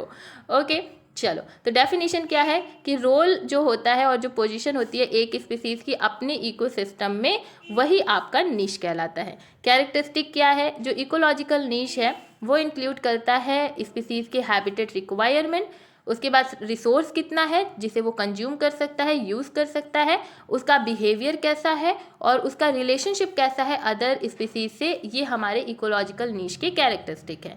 नीश डिफ्रेंशिएशन, कैसे नीश डिफरेंट होता है? स्पीसीज जो होती हैं, जो सिमिलर होती हैं, वो सेम हैबिटेट में रह रही होती हैं, लेकिन वो नीश डिफ्रेंशिएशन उनमें पाया जा सकता है। जैसे this one is your area, मोहल्ला, यहाँ पर कोई एक स्पीसीज रह रही है, यहाँ कोई एक, यहाँ कोई एक, यहाँ कोई एक। तो इस लाइन का कहने का मतलब ये है कि आपको एक ही हैबिटेट में डिफरेंट टाइप ऑफ नीशेस दिखाई दे सकते हैं। जो स्पीसीज हैं वो अपने अलग अलग जगह पर उसी हैबिटेट में रह करके अपना अलग अलग रोल निभा सकती हैं। ठीक है, उसके बाद इनको बांटा भी गया है स्पेशियल, टेम्परल, रिसोर्स पार्टनिंग, ये सब आप देख लेना। ठीक है, उसके बाद हम बात करेंगे इको टाइप की। What is ecotype? तो डेफिनेशन क्या है कि टाइप लगा हुआ है तो भाई अब टाइप मतलब तो डिफरेंट ही होता है, डिफरेंट टाइप है ना, विभिन्न तरीके के। तो डिस्टिंक्ट पॉपुलेशन एक स्पीसीज की जो कि स्पेसिफिक इन्वायरमेंटल कंडीशन में अडेप्ट हो रही हैं, जैसे कि temperature, moisture, soil type with a larger geographic range, उसे हम इको टाइप बोलते हैं। किसी प्रजाति की विशिष्ट आबादी एक बड़ी भौगोलिक सीमा के भीतर विशिष्ट पर्यावरणीय परिस्थितियों जैसे तापमान, नमी, मिट्टी के प्रकार से अपने आप को अनुकूल करती हैं, उसे ही हम इको टाइप कहते हैं। कैरेक्टरिस्टिक क्या है? इको टाइप जो है वो genetic adaptation and phenotype variation जो है उसमें कंट्रीब्यूशन करती हैं और ये इन्हेंस करती हैं फिटनेस एंड सर्वाइवल जो एक रिस्पेक्टिव हैबिटेट का है उसमें रहने के लिए वो पूरी तरीके से एडेप्टेशन जो है उसको वो करती रहती हैं। एग्जाम्पल है कोस्टल, उसके बाद inland varieties of a plant species और डिफरेंट कलर मॉर्फ जो होते हैं एनिमल स्पीसीज की, they are the examples of ecotype. ठीक है, फिर इकोलॉजिकल इंडिकेटर्स क्या होते हैं? ये स्पीसीज, कम्युनिटीज या कोई इकोलॉजिकल पैरामीटर हो सकता है जो कि आपको हेल्प करेगा, आपको मॉनिटर करेगा, आप एसेस कर सकते हो किसी भी एक इकोसिस्टम की। जैसे देखो इकोलॉजिकल इंडिकेटर्स जो होते हैं वो एक्चुअली में क्या होते हैं कि इकोलॉजी में जो आप इकोसिस्टम जो पढ़ रहे हो उसको इंडिकेट करना है। क्या करना है? इंडिकेट करना है। मतलब क्या कि उसमें आप कोई एक ऐसी चीज़ देखोगे जो आपको उस इकोसिस्टम के बारे में बता रहा होगा।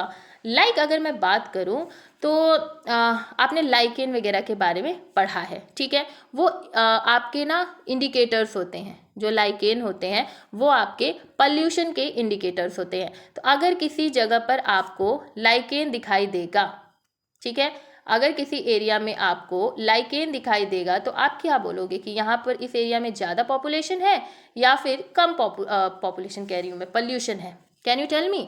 देखो जो लाइकेन्स होते हैं इन्हें हम बायो इंडिकेटर्स कहते हैं और ये बहुत ही ज़्यादा सेंसिटिविटी मतलब शो करते हैं पॉल्यूशन के खिलाफ। ठीक है, बहुत सेंसिटिव होते हैं। तो जहाँ पर पॉल्यूशन होगा और वो भी मैक्सिमम आप सल्फर डाइऑक्साइड की बात करते हो, मतलब सल्फर वाला चीज़ आप ज़्यादा देखते हो लाइकेन के केस में, तो जहाँ पर सल्फर डाइऑक्साइड हो गया, नाइट्रोजन ऑक्साइड हो गया, हैवी मेटल्स हो गए या पर्टिकुलर कोई भी पार्टिकुलेट मैटर हो गया, कोई भी पॉल्यूटेंट हो गया, जहाँ पर ये ज़्यादा होंगे वहाँ पर इनकी ग्रोथ और हेल्थ जो है वो बिल्कुल अच्छी नहीं रहेगी। तो वहाँ पर आपको बिल्कुल भी लाइकेन नहीं दिखाई देंगे। अगर किसी एरिया के लाइकेन पॉपुलेशन में चेंज हो रहा है तो आप समझ जाइए कि वहाँ का स्पीसीज कॉम्पोजिशन, ग्रोथ पैटर्न जो है उस इन्वायरमेंटल जो कंडीशंस हैं जैसे कि air quality, climate change, habitat disturbance, ये सारी चीज़ें भी शिफ्ट हो रही हैं। ठीक है। तो इसीलिए आपको जैसे होता है ना, अब ये इंडिकेटर हो गया, ये कैसा है, बायो इंडिकेटर है। लाइकेन कैसा है, इंडिकेटर है कि इस इकोसिस्टम में भैया बहुत ज़्यादा पॉपुलेशन है, दैट्स वाई यहाँ पर लाइकेन जो है वो ग्रो नहीं कर पा रहा है। ओके, चलिए आगे बढ़ते हैं। उसके बाद अगर हम बात करें कि एग्जाम्पल्स की बात कर लें, तो एम्फीबियंस की हम बात करते हैं यहाँ पर। अनदर एग्जाम्पल, एम्फीबियंस जो कि बहुत ही ज़्यादा सेंसिटिव होते हैं हमारे इन्वायरमेंटल चेंज के लिए, ये अर्ली वार्निंग साइन दे देते हैं कि इकोसिस्टम में कुछ तो गड़बड़ होने वाला है। ठीक है, तो यहाँ पर बोला ये जा रहा है, जैसे आपको पता होगा कि बहुत सारे इकोसिस्टम में जो हमारे एम्फीबियंस होते हैं वो एक इंटीग्रल पार्ट होते हैं। वो एक प्रीडेटर की तरह भी काम करते हैं, एक प्रे की तरह भी काम करते हैं। जैसे स्नेक उन्हें खा भी सकता है, वो फ्लाइज को पकड़ के खा भी सकती हैं। तो होता है ना कि वो प्रे भी बन सकते हैं, वो प्रीडेटर भी बन सकते हैं। तो ये इंपॉर्टेंट रोल प्ले करते हैं न्यूट्रिएंट साइकिलिंग में या किसी भी इकोसिस्टम के डायनेमिक्स में। तो जहाँ भी हम एम्फीबियंस, जिस एरिया में हम एम्फीबियंस के पॉपुलेशन में चेंज देखेंगे, वहाँ वो सिग्नल मिल जाता है कि इस इकोसिस्टम की जो हेल्थ है, जो फंक्शनिंग है, ये आप देख रहे हो कि खराब है। ठीक है, इस एरिया की जो है ना वो खराब है। ठीक है, अब एक एग्जाम्पल है, एक एम्फीबियंस जो है वो काफ़ी ज़्यादा ससेप्टेबल है, मतलब ना कि एक डिसीज़ है, जैसे कि उसका नाम मैं क्या ही बताऊँ, मैंने तो उसकी स्पेलिंग ही याद कर ली है। ठीक है, काई ट्राइडोमायोसिस, माइकोसिस। ठीक है, क्योंकि फंजल जो फंगी है उसके द्वारा होता है, तो माइकोसिस। ठीक है, तो काई ट्राइडोमाइसोसिस जो है, ठीक है, माइकोसिस या जो भी बोलते हो, तो मैंने केवल माइकोसिस वाले टर्म पे ज़्यादा ध्यान रखा था क्योंकि फंगस के द्वारा होता है। जो काइट्रिड फंगस है उसके द्वारा ये कॉज होता है। तो ये बहुत ही ज़्यादा एम्फीबियंस जो है इसके लिए ससेप्टेबल है। अगर ये डिसीज़ हो रही होगी तो वहाँ पर आपको एम्फीबियंस बिल्कुल नहीं दिखाई देंगे। अगर नहीं हो रही है तो आप वहाँ पे एम्फीबियंस ज़्यादा दिखाई देंगे, ऑब्वियसली बात है। तो अगर किसी एक एरिया में ये जो फंगस है वो काफ़ी ज़्यादा फैला हुआ है, काइट्राइडिस जो है वो फैला हुआ है, तो वो काइट्राइडोमायोसिस की बीमारी फैला देगा, जिसकी वजह से एक्चुअली में एम्फीबियंस की जो पॉपुलेशन है ना उसमें ग्लोबली हम देखें तो एक डिक्लाइन आया है और काफ़ी सारे जो एम्फीबियंस हैं वो हुए भी हैं, लाइक वो एक्सटिंक्ट भी हुए हैं। ठीक है, तो ये आपके इंडिकेटर्स एम्फीबियंस हैं। और प्लस आप अगर बात करो वाटर क्वालिटी की, तो बहुत सारे एम्फीबियंस जो होते हैं वो फ्रेश वाटर हैबिटेट पे रिलाई करते हैं। तो अगर उसमें आपको लाइक होता है ना, एम्फीबियंस दिख रहे हैं, जैसे fresh water habitat in the sense कि अगर उन्हें ब्रीडिंग करनी होगी या लार्वल डेवलपमेंट के लिए वो फ्रेश वाटर ही ढूंढते हैं। तो एम्फीबियंस की पॉपुलेशन और स्पीसीज डाइवर्सिटी आपको फ्रेश वाटर इकोसिस्टम में ज़्यादा दिखाई देती है। तो ये आपको एक वैल्यूएबल इन्फॉर्मेशन दे देती है कि यहाँ की जो वाटर क्वालिटी है वो फ्रेश है और इकोसिस्टम इंटीग्रिटी भी वहाँ की कैसी है, अच्छी है या ख़राब है। तो इस तरीके से मैंने आपको लाइकेन और ये एम्फीबियंस का बता दिया, तो ये आपको हेल्प करेगा। फिर इन्वायरमेंटल पैरामीटर्स कैसे, क्या इंडिकेटर्स हैं, तो इंडिकेटर्स जो कि इंक्लूड करते हैं water quality, air pollution level, habitat fragmentation to cause ecosystem health and integrity. ठीक है, तो ये चीज़ आप देख लेना। And that's all about your second slide वाला कॉन्टेंट जो था। अब हम लास्ट आज का कंटेंट मतलब लास्ट है ये स्लाइड, इसमें हम चीज़ें पढ़ने जा रहे हैं। ऑलरेडी 1 आवर होने वाले हैं, तो चलिए ठीक है, पढ़ते हैं, क्या कर सकते हैं, है ना। तो चलिए, कंजर्वेशन ऑफ बायोडाइवर्सिटी पढ़ेंगे, ex situ in situ conservation पढ़ेंगे, इंट्रोडक्शन करेंगे रेड डाटा बुक से, बॉटनिकल गार्डन से, नेशनल पार्क से, सेंचुरीज एंड बायो रिजर्व से। एक्चुअली अभी एक और स्लाइड बची है, तो आई होप कि ये 1 आवर 30 मिनट्स की वीडियो ना बन जाए। ओ माय गॉड, ठीक है इतनी लंबी लंबी वीडियो आपके लिए बना रही हूँ, कब कराओगे 40-50 के, कब कराओगे। देखो मैंने आपको टारगेट दिया हुआ है कि इस अप्रैल में 40 के जो है, अप्रैल के लास्ट तक 40 के सब्सक्राइबर करा दो।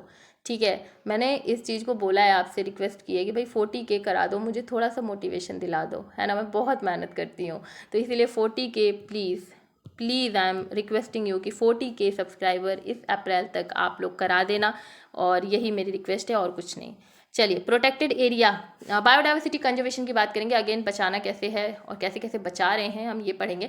तो सबसे पहले हम प्रोटेक्टेड एरिया बना देते हैं, हम एक एरिया ही बना देंगे। ठीक है, हम एक एरिया ही बना देंगे कि इस एरिया में कोई घुस नहीं सकता है, कोई एंट्री नहीं ले सकता है, कोई हार्म नहीं कर सकता है, कोई भी इलीगल काम नहीं कर सकता है। तो इस तरीके से हमने बहुत सारे नेशनल पार्क्स बनाए हैं, हमने वाइल्ड लाइफ सेंचुरीज बनाई है, हमने बायोस्फीयर रिजर्व्स बनाए हैं, जिसकी वजह से जो बायोडाइवर्सिटी है वो कंजर्व रहती है।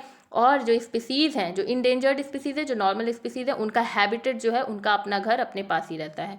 ठीक है, अब हैबिटेट रिस्टोरेशन की बात करें कि कैसे हम एक ख़राब हैबिटेट को दोबारा से रिस्टोर करके अच्छा कर सकते हैं। तो उसके लिए एक मान लीजिए एक एरिया है जहाँ पर डिफॉरेस्टेशन की वजह से सभी प्लांट्स चले गए थे, सब मर गया, सब खत्म हो गया था, तो वहाँ का हैबिटेट खत्म, वहाँ की स्पीसीज डाइवर्सिटी खत्म। तो हम क्या कर रहे हैं, हम एफॉरेस्टेशन कर रहे हैं, हम दोबारा से ज़्यादा प्लांट्स लगा रहे हैं, हम ज़्यादा से ज़्यादा प्लांट्स लगा रहे हैं, हम वेटलैंड कंजर्वेशन कर रहे हैं, रिस्टोरेशन कर रहे हैं, हम एग्रीकल्चरल कंजर्वेशन कर रहे हैं। तो ये सब हेल्प करती हैं जिससे कि आप बायोडाइवर्सिटी को कंजर्व कर सकते हो। फिर सस्टेनेबल, जहाँ पे सस्टेनेबल तो एक पॉजिटिव टर्म है। सस्टेनेबल, आप कोई भी चीज़ सस्टेनेबली करोगे, मतलब अच्छे से करोगे, ह्यूमन नीड को जितनी है नीड उतना ही आपको चाहिए अपने होता है ना कि फ्यूचर जो आपके लोग आने वाले हैं उनके लिए आपको कुछ चीज़ों को बचा के रखना है। ठीक है, तो ये आपका सस्टेनेबल कहलाता है। तो अपनी नीड से बिना कॉम्प्रोमाइज़ किए हुए दूसरों की नीड का भी ध्यान रखना, दिस इज़ योर सस्टेनेबिलिटी। अब बात करेंगे लेगिस्लेशन एंड पॉलिसी, कुछ पॉलिसीज़, कुछ अमेंडमेंट्स, कुछ लेगिस्लेशन, ये सब भी लॉज वगैरह, रेगुलेशन, ये सब बने हुए हैं जिससे कि जो हमारे वाइल्ड लाइफ हैं या बायोडाइवर्सिटी हैं उन्हें हम क्या कर सकते हैं, कंजर्व करके रख सकते हैं।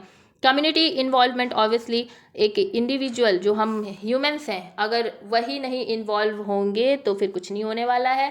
आज सीधी बात है, आप नुकसान कर रहे हो, आप भरपाई करो, समझ रहे हो। मतलब कि अगर ह्यूमन एक्टिविटीज़ के वजह से कुछ 50 लोग हैं जो अनपढ़ हैं, जिन्हें कुछ नहीं पता, वो अगर लॉस करवा रहे हैं, तो कुछ 50 लोग हैं जो पढ़े लिखे हैं, तो वो गेन करा दो। तो इन्वॉल्वमेंट जो कम्युनिटीज़ की है वो भी होना बहुत ज़्यादा इंपॉर्टेंट है। ओके, फिर हम बात करेंगे एक्स-सी2 एंड इन-सी2 की। एक्स-सी2 क्या होता है, ये रिफर करता है कंजर्वेशन की स्पीसीज़ का हमारे नेचुरल हैबिटेट से आउटसाइड। इसमें आप देखते हो मेथड जैसे कि कैपिटिव ब्रीडिंग, आप बॉटनिकल गार्डन्स देखते हो, सीड बैंक्स देखते हो, जू देखते हो, ये सारे आपके एक्स-सी2 हैं। मतलब क्या कि उनका जो नेचुरल हैबिट है, मान लीजिए कि एक प्लांट है, वो इस हैबिट में मस्त अपना जी रहा है, हमने क्या किया, इसे यहाँ से उठाया, एक बेचारे एक प्लांट को उठाया और उसे ले जा करके हमने एक बॉटनिकल गार्डन में लगा दिया। तो उसके नेचुरल हैबिटेट से उठाया, एग्जिट किया, लाके यहाँ पे लगा दिया। तो उसके नेचुरल हैबिटेट से क्या किया, एग्जिट किया, इसलिए एक्स-सी2 है। इन-सी2 क्या होता है, ये रिफर करता है स्पीसीज के कंजर्वेशन में जिसमें उसे नेचुरल हैबिटेट में ला करके डाल दिया जाता है। इसमें प्रोटेक्शन, मैनेजमेंट और इकोसिस्टम के प्रोटेक्शन एंड मैनेजमेंट पे ज़्यादा बल डाला जाता है। इसमें एग्जाम्पल्स हैं national parks, wild life sanctuaries and biosphere reserve. ठीक है, तो ये हमारे इन-सी2 के आपके वो हैं, क्या कहते हैं, एक्सप्लेनेशन है। Can you tell me the example of in situ and ex situ please. बहुत बार आपने इस चीज़ को पढ़ा हुआ है, बताइए क्या एग्जाम्पल होता है एक्स-सी2 एंड इन-सी2 का। देखिए, अगर हम एक्स-सी2 की बात करें तो लाइक होता है ना, हमने बताया जूस हो गए, एक्वेरियम हो गया, बॉटनिकल गार्डन। मेरा क्वेश्चन ही गलत था, देखो ना, मेरा क्वेश्चन ही गलत था। आप हमें ये बताओ कि बॉटनिकल गार्डन के नेम बताओ इंडिया में, है ना, क्या आप बता सकते हो बॉटनिकल गार्डन के नेम हमारे इंडिया में, ये मेरा क्वेश्चन ज़्यादा होना चाहिए था। तो अगर मैं बॉटनिकल गार्डन की हमारे इंडिया में बात करें तो हमारे पास बहुत सारे बॉटनिकल गार्डन्स हैं, ठीक है, जिनके पास यूनिक कलेक्शंस भी हैं। जैसे इंडियन बॉटनिक गार्डन जो कि कोलकाता में है, जिसकी इस्टेब्लिशमेंट 1787 में हुई थी। ठीक है, तो इंडियन बॉटनिक गार्डन जो है, जिसे कि हमारे आचार्य जगदीश चंद्र बोस के नाम पे रखा गया था, ये सबसे ज़्यादा oldest and largest botanical garden है हमारे इंडिया में, और 270 एकर्स में ये पूरी तरीके से फैली हुई है। यहाँ पे ग्रेट बैनियान ट्री भी आपको देखने को मिलेगा जो कि लार्जेस्ट ट्री है हमारे वर्ल्ड में। तो सोचिए क्या मैंने बोला, ध्यान से सुनो, इंडियन बॉटनिक गार्डन कोलकाता में है और ग्रेट बैनियान ट्री जो कि one of the largest trees है हमारे वर्ल्ड में, वो वहाँ पाई जाती है, और 1787 में इसकी इस्टेब्लिशमेंट हुई थी, और आचार्य जगदीश चंद्र बोस जो हैं उनके द्वारा इसे जाना जाता है, और ये oldest and largest botanical garden है। ठीक है, फिर इसके अलावा लाल बाग बॉटनिकल गार्डन आप देखोगे तो वहाँ पे ग्लास हाउसेज और आपको डिफरेंट एक्जॉटिक प्लांट ट्रीज देखने को मिलेगा जो कि बेंगलुरु में है। फिर Jawaharlal Nehru tropical botanic garden देखोगे त्रिवेंद्रपुरम में है, ठीक है, त्रिवेंद्रपुरम, ठीक है। फिर सह्याद्री बॉटनिकल गार्डन पुणे में है। गुलाब बाग जू जो उदयपुर में है, गुलाब बाग एंड जू उदयपुर में है। जो कि सज्जन निवास गार्डन के लिए भी जाना जाता है, और ये बॉटनिकल गार्डन है उदयपुर में, राजस्थान में। 19th सेंचुरी में इसकी इस्टेब्लिशमेंट हुई थी। इसमें जूस भी हैं, इसमें म्यूज़ियम भी है, इसमें लाइब्रेरी भी है। तो ये सारी चीज़ें आपको याद रखनी है। तो ये सारे हमारे ex-situ थे, ठीक है। इन situ में can you tell me the national park in our India, tell me the example.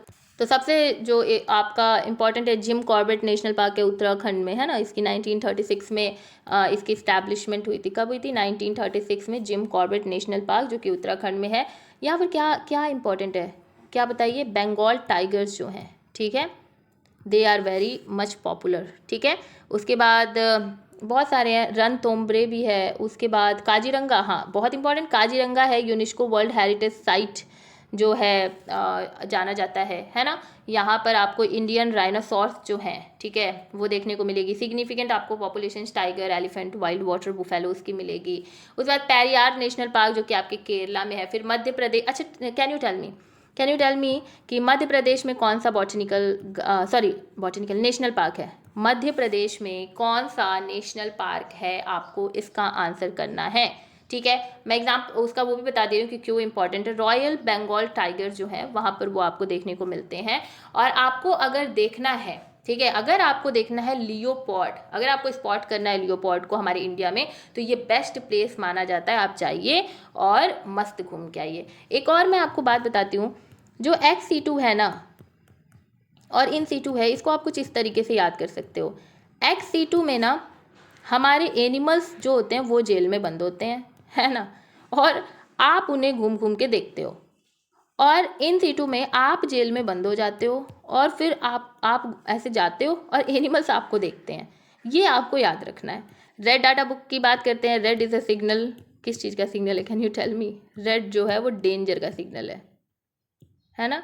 Red जो है वो डेंजर का सिग्नल है। मतलब ये कि जो इस बुक में गया वो अब ख़त्म होने वाला है। उसकी जो लाइफ है वो इंडेंजर्ड हो गई है, थ्रेटेंड हो गई है। अब इसकी स्पीसीज जो है वो ख़त्म हो सकती है, ठीक है। तो रेड डाटा बुक जो है वो बड़ा ही डेंजरस है। इसमें आपको रिकॉर्ड्स दिखाए जाते हैं उन स्पीसीज़ की जो कि अभी इंडेंजर्ड में है और वो थ्रेटेंड में है, ठीक है। क्या है? वो थ्रेटेंड में है, मतलब इनकी स्पीसीज जो है वो अब ख़त्म होने वाली है, ठीक है। तो इसमें आपको कौन कौन से, यहाँ पे इंडेंजर्ड एंड थ्रेटेंड लिखा हुआ है, तो critically endangered, vulnerable, near threatened and ऐसे कुछ एनिमल्स को इंक्लूड किया जाता है। Can you tell me again? वही मैंने बताया ही, अमूर लियोपॉर्ड हो गया, ऑरेंज कॉटन हो गया, फिर जियांट पांडा हो गया, हॉक्सबिल टर्टल हो गया, फिर जावन राइनो हो गया, ईगल, फिलिपियन ईगल हो गई। ये सभी क्या हैं आपके? ये सब आपके रेड डाटा बुक में ऑलरेडी इनका इन्वॉल्वमेंट हो चुका है।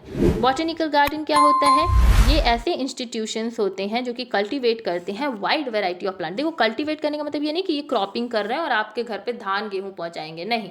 ये वाइड वैरायटी ऑफ प्लांट को ये क्या करते हैं? कल्टीवेट करते हैं। किस लिए? रिसर्च के लिए, कंजर्वेशन के लिए एंड एजुकेशन पर्पजेस के लिए, ठीक है। उसके बाद they often contain living collections of plant from around the world. इनके पास डिफरेंट टाइप, बहुत, अभी तो आप घर पे हो, आपको बहुत सारे प्लांट्स अभी आपने देखे भी नहीं होंगे, तो वैसे प्लांट्स को आपको दिखाने के लिए ये वर्ल्ड से छोटे छोटे प्लांट्स उठा के लाते हैं डिफरेंट टाइप के, और वो सजाते हैं कि आप आओ, आप देखो, ठीक है। तो ये आपके बॉटनिकल गार्डन हो गए। उसके बाद नेशनल पार्क की बात करें तो नेशनल पार्क जो होते हैं ये एक प्रोटेक्टेड एरिया है। फिर अभी तो बताया इकोसिस्टम, बायोडाइवर्सिटी, ये सब अभी बताया। सेंचुरीज़ की बात करें तो इस एरिया को डिज़ाइन किया जाता है स्पेसिफिक स्पीसीज़ के प्रोटेक्शन के लिए, और ये सेफ हैबिटेट प्रोवाइड करती हैं, ठीक है। किसको प्रोवाइड करेंगी? अगेन से अगेन वही बात आ रही है कि हमारे स्पीसीज़ को ये क्या करेंगी? बहुत ही ज़्यादा सेफ गार्ड करेंगी। ओके, अगर हम सेंचुरीज़ की बात करें तो केन्या में मसाई मारा नेशनल रिजर्व है, फिर गैलापागोस मैराइन रिजर्व है, उसके बाद greater barrier reef marine park है, फिर येलोस्टोन नेशनल पार्क हमारे यूएसए में है। ये सारे सेंचुरीज़ हैं, ठीक है। तो ये सारी चीज़ें आप याद रखना। फिर बायोस्फीयर रिजर्व क्या होता है? इसे डिज़ाइन किया जाता है एक एरिया को रिप्रेजेंट करने के लिए जहाँ पर मेजरली इकोसिस्टम आपको दिखाई देता है। क्या? बायोस्फीयर रिजर्व, ठीक है। यहाँ पर आपको डिफरेंट टाइप ऑफ इकोसिस्टम दिखाई देंगे एक ही एरिया में, ठीक है। और बायोस्फीयर रिजर्व जो है इसमें स्पीसीज भी होती हैं, कल्चरल हेरिटेज भी होता है, ठीक है। दोनों इन्वॉल्वमेंट यहाँ पर आपको दिखाई देता है। ये एक्चुअली बनाया जाता है कि सस्टेनेबल यूज़ हो पाए हमारे नेचुरल रिसोर्सेज का, प्रमोशन करता है ये रिसर्च एजुकेशन का, ठीक है। इसमें आप जोनिंग की कैटेगरी देखते हो बायोस्फीयर रिजर्व में, जहाँ पर 3 इंटरकनेक्टेड जोन्स बनाए जाते हैं, जो एक होता है कोर जोन, एक होता है बफर जोन, एक होता है ट्रांजिशन जोन। जो कोर जोन होता है ना, उसमें स्ट्रिक्टली प्रोटेक्टेड होता है और कंजर्व किया जाता है बायोडाइवर्सिटी को और नेचुरल प्रोसेसेस को। बफर जोन जो होता है वो कोर जोन को सराउंड करता है और कुछ कुछ ट्रेडिशनल प्रैक्टिसेस के लिए उसे खोला जाता है। और जो ट्रांजिशन जोन है उसमें आप कम्युनिटीज़ एंड जो कम्युनिटीज़ को एक्चुअली आप क्या करते हो, प्रमोट करते हो कि वो सस्टेनेबल डेवलपमेंट करें कंजर्वेशन ओरिएंटेड लैंड यूज़ का प्रैक्टिस करके, ठीक है। तो जो हमारा कोर जोन है वो बिल्कुल ही कोर में पाया जाएगा, एकदम सेंटर में, फिर बफर जोन, फिर ट्रांजिशन जोन। ये बहुत बार पूछा गया है, ठीक है, तो इस चीज़ को याद रखना। उसके बाद हम बात करेंगे role of seed bank, gene bank, valuing plant resources, eco tourism and role of BSI, and then we will end this video. Okay, let me drink some water, ठीक है, please. Okay, now seed bank क्या है? देखिए, seed bank नाम से ही समझ में आ रहा है कि एक ऐसा बैंक जो कि हमारे सीड के लिए होगा। बैंक में क्या होते हैं? पैसे होते हैं, ठीक है। अभी सीड बैंक में क्या होगा? सीड होगा, डिफरेंट टाइप ऑफ ग्रेन्स होंगी, डिफरेंट टाइप ऑफ सीड्स होंगे, जिन्हें हम प्रिजर्व करेंगे, हम उन्हें सेफ गार्ड करके रखेंगे कि वो एक्सटिंक्ट ना हो जाए या फिर उसमें कोई जेनेटिक इरोजन ना हो, मतलब उन्हें कोई डिस्ट्रॉय ना कर पाए, ठीक है।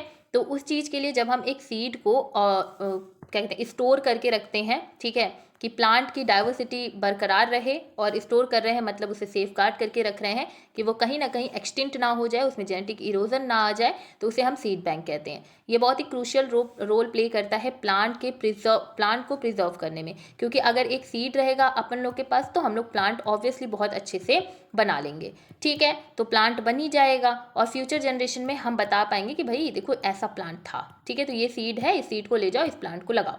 तो ये जो सीड बैंक होता है, this is a bank of seed, ठीक है। अच्छा, हमने ग्रेन की बात की तो मेरे दिमाग में भी आया, can you tell me who is known as Gandhi of grain? Okay, Gandhi of grain, जरा मुझे बताना तो, और इसे मुझे बताना आप टेलीग्राम पे, ठीक है। मुझे पर्सनल क्या मतलब बायो लवर वाले ग्रुप में मैसेज करना जरा, तो आ जाएगा मेरे पास वो। तो उसमें मुझे बताना कि गांधी ऑफ ग्रेन जो है वो किसे कहा जाता है और वो एक्चुअली में कौन थी। मैं हिंट देती हूँ, वो एक इंडियन स्कॉलर हैं और इन्वायरमेंटल एक्टिविस्ट भी हैं, ठीक है। तो टेल मी कि क्या नाम है उनका, गांधी ऑफ ग्रेन किसे कहा जाता है, ठीक है। चलिए आगे बढ़ते हैं। Gene bank, again a bank of gene, ठीक है। तो जीन बैंक जो है उसमें अगर हम बात करें तो आपको काफ़ी सारे जीन दिखाई देंगे। कैसे जीन दिखाई देंगे? आप जेनेटिक मटेरियल को, जैसे कि सीड, टिश्यू, DNA सैंपल्स, इन्हें आप इन्हें स्टोर करके रखते हो कि कंजर्वेशन भी हो जाए और जेनेटिक रिसोर्सेज में रिसर्च भी हो जाए। फिर जीन जो है वो जीन बैंक हेल्प करते हैं जेनेटिक डाइवर्सिटी को मेंटेन करने के लिए, breeding program for crop improvement के लिए भी ये बहुत ज़्यादा हेल्पफुल होते हैं। If I talk about the seed bank जो कि नॉर्वे में है, स्वालबार्ड ग्लोबल सीड वॉल्ट जो है ये एक नॉर्वे में है, ठीक है, जिसे कि हम सीड बैंक बोलते हैं। एक भी याद कर लोगे तो बहुत है, अगर लिखना है तो स्वालबार्ड ग्लोबल सीड वॉल्ट, ये हमारे नॉर्वे में है। कहाँ है? नॉर्वे में है सीड बैंक, तो इसे याद रखिएगा। उसके बाद मिलेनियम सीड बैंक है, ये और भी इजी है, यूनाइटेड किंगडम में है। फिर इंटरनेशनल राइज जीन बैंक है फिलीपींस में। फिर आपके नॉर्डिक जेनेटिक रिसोर्स सेंटर है स्वीडन में। फिर United state national plant jump plasm system है आपके USA में है, ठीक है। तो ये आपके कुछ एग्जाम्पल्स हो गए। Now let's talk about the another slide, जिसमें कि आपको पढ़ना है role of botanical survey of India, and बस इसके बाद एक स्लाइड फिर ख़त्म, ठीक है। तो BSI botanical survey of India ये क्या है? तो ये नाम ही बता रहा है, मैं तो बार बार कहती हूँ कि नाम समझ जाओ यार, समझ में आ जाएगा, ठीक है। तो BSI जो है ये आपके लिए रिस्पॉन्सिबल है, किस लिए रिस्पॉन्सिबल है? सर्विंग करने के लिए, इन्वेंट्री एक जमा करने के लिए, डॉक्यूमेंट्स बनाने के लिए, हमारे प्लांट वेल्थ ऑफ इंडिया के लिए, हमारे इंडिया में प्लांट की क्या होता है ना, क्या स्थिति है, उस चीज़ को सर्वे करने के लिए, उसका डॉक्यूमेंट बनाने के लिए, उसको कंजर्व करने के लिए हमारे भारत ने BSI जो है उसे बनाया है, कैन यू टेल मी कब इसे लॉन्च किया गया था? 1890 में, ठीक है। 1890 में लॉन्च नहीं, एक्चुअली इस्टेब्लिश किया गया था।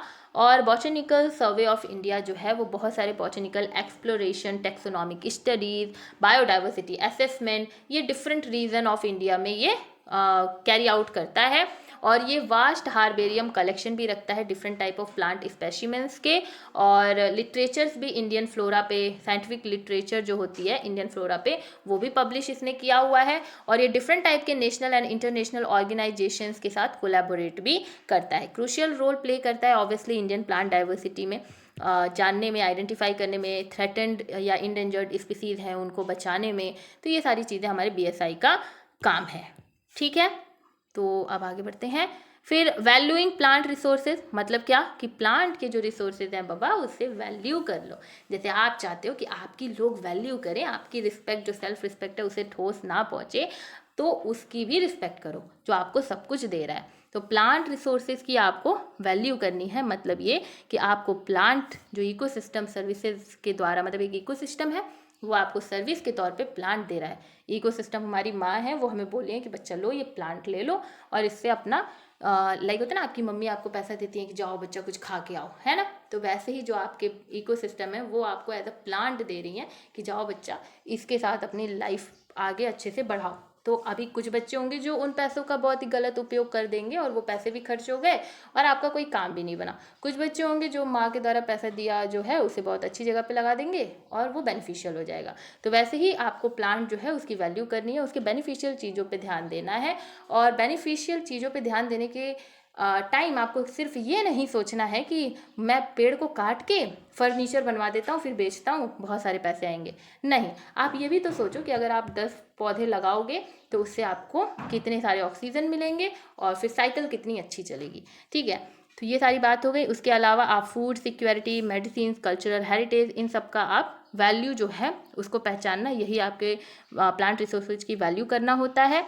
इसमें आप एसेस करते हो, कंजर्व करते हो प्लांट बायोडाइवर्सिटी को और उसका सस्टेनेबल यूज़ भी करते हो। लाइक होता है ना कि अपना नीड तो हो गया लेकिन फ्यूचर के लिए भी सोच रहे हैं।